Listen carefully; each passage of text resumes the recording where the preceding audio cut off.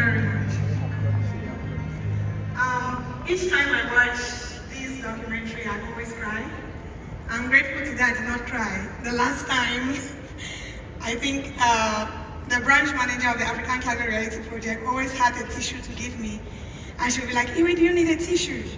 So today I had to put myself together so I don't cry, because this is a reality for me in Cameroon, and I know it's a reality for most of us across Africa. So I am LAMMA. I am an environmental and climate justice advocate, and I am also the UN Global Climate Action Ambassador. I received my award in 2022 at the Conference of the Parties in Egypt last year. And thank you. I am a trained climate reality leader, trained in 2020 through the global training, and ever since it has been a fantastic journey. So I'm grateful that you were able to go through the documentary, African Voices for Africa's Forests, because this is a really important part of me, and I'm always very grateful to the African Climate Reality Project for seeing the potential in me in a country like Cameroon that is experiencing a lot of challenges around deforestation and around nature-based solutions. And they were able to highlight my story in a very beautiful way. Please, a hand of applause for them.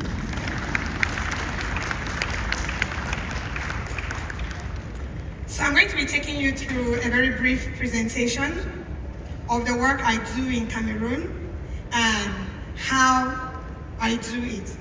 I actually work with a team of young people in Cameroon, and my focus has been on women and also on children. Why did I choose women and children? It stems from my personal story, which I'm going to tell you in a very few minutes.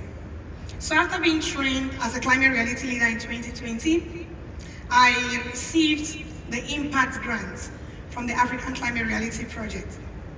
And this Impact Grant, I decided to focus it on the people of interest, the women and the children. Now, why I focused on women and children? You have heard from my documentary that I come from a family where I didn't have a dad. I lost my dad when I was 4 years old, and I grew up with my mom and my little sister. These are two strong women that have been in my life.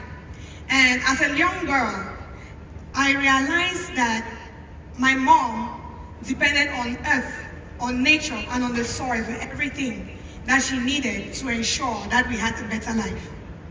It was until I got big that I realized the challenges she faced in taking care of us with nature and the earth and forest and food was all as a result of the impact of climate change. As a young girl, I had to go far distances to get water in a village. And mom would go several weeks into the forest just to look for food and bring to her 2 little girls. And you know, in an African community, you can't do without Christmas clothes. So she had to make sure we had Christmas clothes every December. When I got to town, it was not even different. We still had to cross highways to ensure that we had water to be able to take care of our homes. Like I said earlier, this is a reality across Africa, and not just in Cameroon. I believe it happens also in Ghana. But after being trained as a climate reality leader, I was first a volunteer with Forest Resources and People, where I volunteered for 10 years. And for 10 years, I was able to work across 164 communities in Cameroon, building capacities of close to 6,000 women in these communities. And since then, I have grown differently in different dimensions. You see here my mom and my little sister. This is my country, Cameroon, where I come from, the northwest region of Cameroon, but I'm based in the southwest region. And these are very critical regions in my country because they actually have most of the natural resources that my country needs.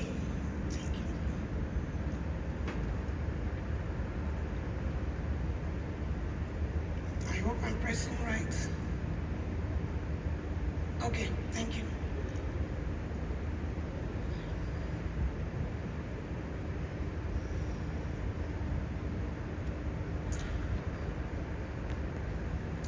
So Cameroon has, the northwest and southwest region of Cameroon have the most resources that the country has. And presently in the southwest region of Cameroon, there is a lot happening around deforestation and internal displacement because of a crisis going on within the country that has led to many people getting into the forest region, encroaching and getting across forest demarcations. So, my focus on women is because women are more likely to face the immediate long-term consequences of climate change. And as a result, some of these consequences are food insecurity. They also face displacement, and there's increased burden of care on them. When you see on this image the Igbo cocoyam, it's a very important staple in my country. And in 2010, this staple was gradually disappearing. Scientists called this, that it was as a result of acid rain. And this affected the produce of this crop. After many studies, we realized it was an impact of climate change on the crop. And this caused a lot of food insecurity in communities because most of my people depend on the cocoyam for food. So the climate-related impacts actually result in high mortality rates for women especially, and due to social norms and limited access to resources and healthcare, they are also absent in decision-making platforms and programs. Now, we realize that women frequently bear the brunt of climate change, and as they are primarily responsible for their household chores, they are primarily responsible for food production, and they are also responsible for water collection, like my story. However, despite everything they do, their voices are not heard. And why are their voices sidelined in environmental decision-making platforms and programs? That is where I come in, to make sure that women are empowered so that their voices, especially rural women, so that their voices are raised from the local level right up to the national and international platforms. And in the documentary, realize my targets are the House of Assembly, the Ministry of Environment, the Ministry of Education, the Ministry of Forestry, and many other ministries within Cameroon that are within this space. So, in empowering women in our communities, I work with young people and I work with these women. And after coming back in 2022 as a UN Global Climate Ambassador, winning from over 10,000 applicants, we engaged in agroecology and landscape restoration with women in a project we called Green City Climate Action Initiative. The Green City Climate Action Initiative is an initiative that we launched in Kumba Town in Cameroon. And in this project, we have four main components. We have agroecology and landscape restoration, we have education, we have capacity building, and we have waste management. And as a result of launching this project, the first amount we received from the community after presenting the award was a $500 grant and a 3-hectare plot of land to initiate our program, where we established a vegetable farm and brought women into this farm, employed them to work on this vegetable farm so that they could have food for their homes and they could also have income to take care of their homes and their children. We specified women who were IDPs, internally displaced women, and also women who were widows and did not have a husband or a brother to take care of them. So we went further to continue work on this home garden, where we made sure that the vegetables that were grown up or as being grown on this garden are divided into 3 portions. The first portion goes into administrative purposes for the women's salaries and also to take care of the bills that have to do to cover the production of the farm. And the second portion of vegetables is actually given to orphanages. We noticed that orphanages across Cameroon consumed a lot of cereals, and this was leading to a lot of malnutrition across many orphanages. So we decided to make a deliberate action to support orphan homes by providing them with vegetables across different regions in Cameroon. And presently we have reached 500 orphans in Limbe. we've reached 450 orphans in Kumba, and we are reaching 72 orphans in the city of Yaoundé.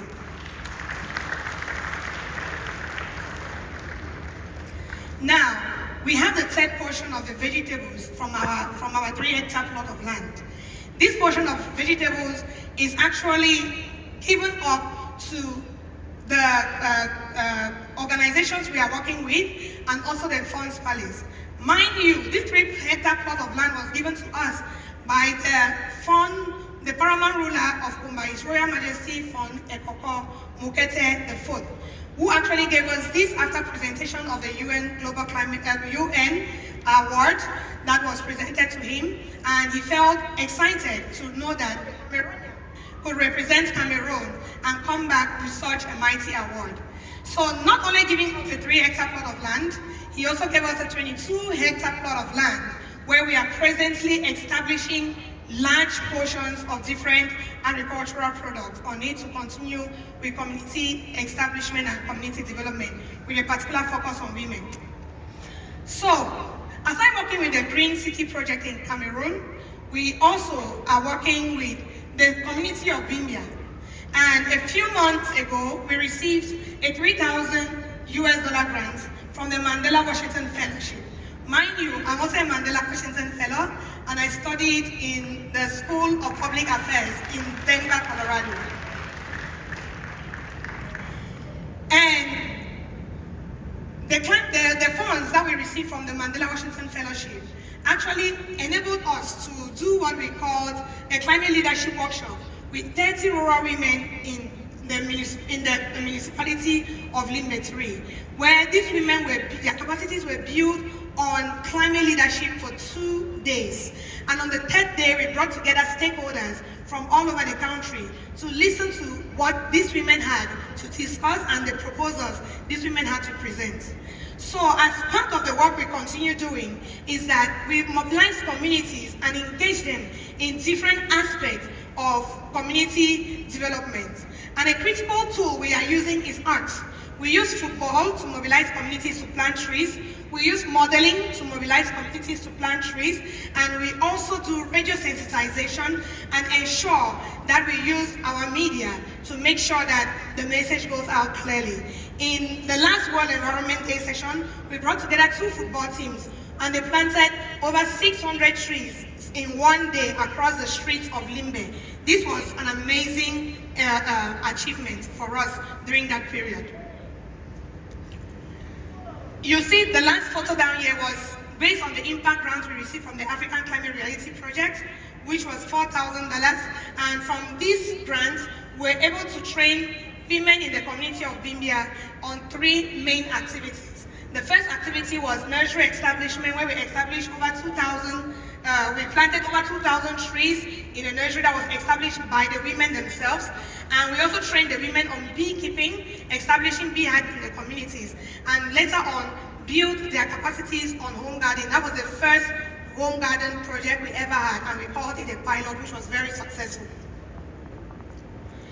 Now, after everything we speak about and everything we do, you cannot implement projects when you don't have the finances.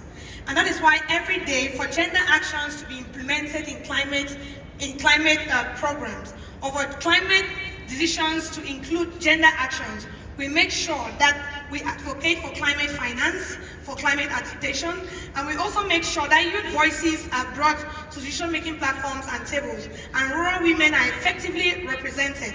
You'll see a gender action plan that was developed by rural women in the community of Bimbia. And in the course of developing this gender action plan, we realized that the women, though they did not go to school, they had the potential to be able to make decisions, to be able to decide and establish policies that communities needed. They were able to identify who they wanted to do what in their communities. And it was amazing because after that workshop, we developed a policy document that is being shared to the different ministries across Cameroon. We are also working on a climate resilient education fund, where so far we've been able to send 12 children to school. Our target this season is 50 children, but we are really grateful because through the Climate Resilient Fund, we've been able to touch the lives of 12 children right now. And in the schools these children are, we are establishing eco clubs, where we are building the capacities of these children as climate change ambassadors.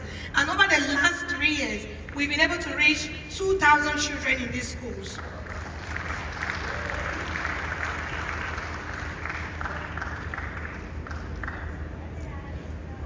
Women, particularly from indigenous and grassroots communities, have been at the forefront of climate activism and sustainable practices worldwide.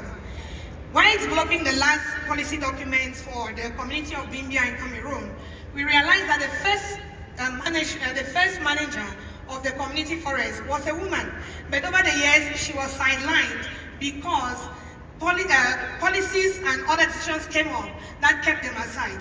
And in the policy document, we ensured that we mentioned her name in that document and take it back down to history, that women should be given the safe role. Because in the times when women lead, solutions are evident. In the time when women lead, we see that impact is sure, and you don't need to find it because it's clearing. So recognizing and supporting women in climate leadership and creating an equitable platform for them in climate justice is very effective, is very necessary, and it promotes inclusivity and creates innovations in solutions. Remember, women, the same way they take to cook food is very creative.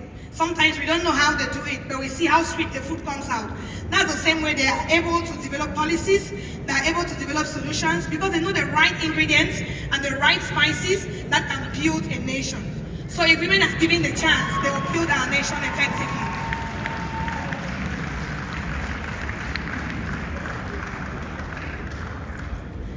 So before I wrap up to this conversation this afternoon, I want us to understand that climate justice is not possible without gender justice.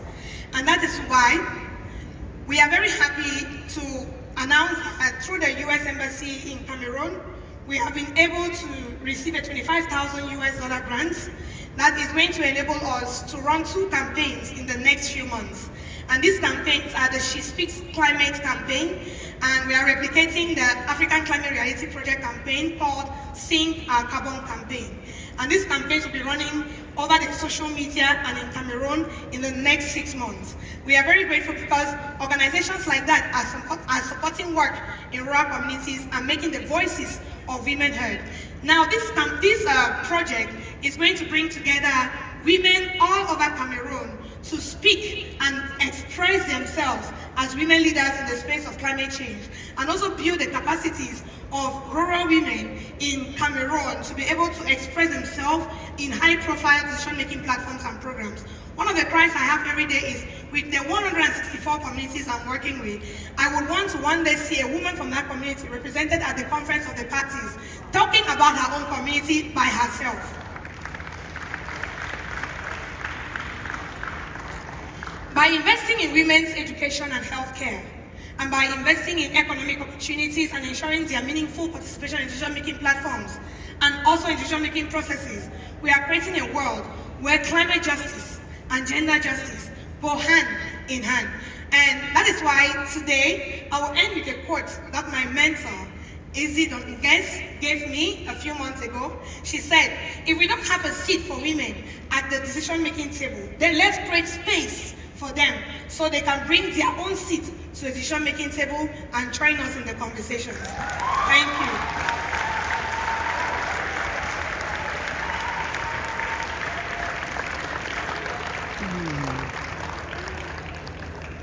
So much, EWI. Thank you. Please let's celebrate EWI. She's a great inspiration to all of us.